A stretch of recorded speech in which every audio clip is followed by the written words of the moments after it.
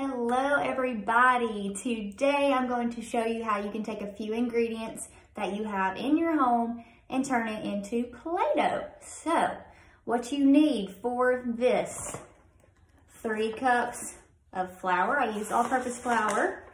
You need 1 cup of water. You need a 1/2 cup of salt. And then you also need 2 tablespoons of some kind of oil. So what I used is coconut oil, but you can use any kind of cooking oil or whatever you have in your house. So take a bowl, and if you don't want it to get too messy on your tabletop, you can put down some parchment paper. Put it all in your bowl. You can start out using a spoon, mixing it up, which is what I did. And now I'm gonna take my hands and I'm going to roll it around a little bit. And if you'll notice, this recipe makes a lot of Play-Doh. So if you don't want this much, you can always cut the recipe in half. So just mix all of those ingredients together that I just stated. So what I'm gonna do is I'm gonna pinch some off, just a little bit. I'm gonna move my bowl to the side. So what I'm gonna do is I'm going to add a little bit of food coloring to mine. All right, so I have added yellow food coloring to my Play-Doh. I wanted to also add a sensory component of smell, so I have used an essential oil. I did Citrus Fresh. You can do some scented shower gel, that would work too.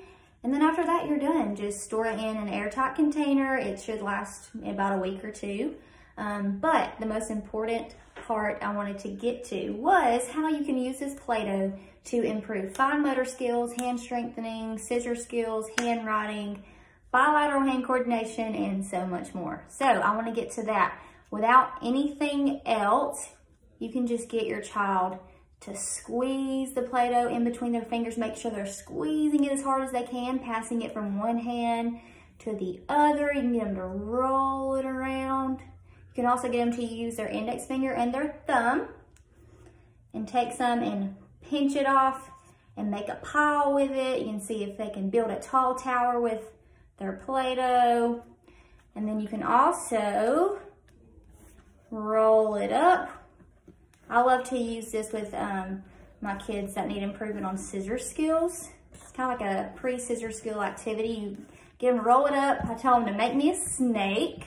So they roll it up into a snake, and then we grab our scissors, making sure our fingers are in the correct hole and that our thumb stays on top and our elbow stays tucked in, and we chomp and just put our Play-Doh in a pile.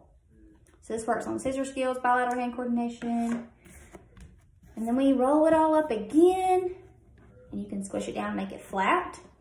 I like to squish it as flat as I can, and then you can work on handwriting while it's flat. So you can take like a skewer, or I'm using the other end of a pencil, and making sure you have that good tripod grasp. You can make letters.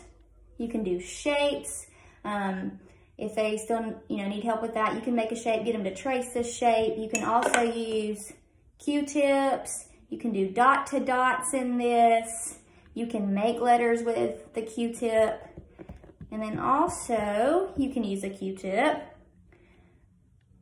for some fine motor skills.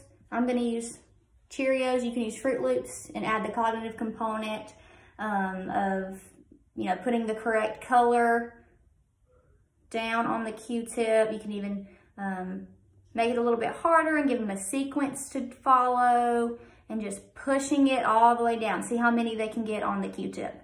And then if you don't have that either, you can even use like spaghetti noodles. I'm gonna use a pipe cleaner, stick that on there. And I've got some penne pasta, same thing. Just working that pasta all the way down onto the pipe cleaner. And there you go, that works on fine motor too. So there are so many things you can do with this, and I hope that you enjoyed this video.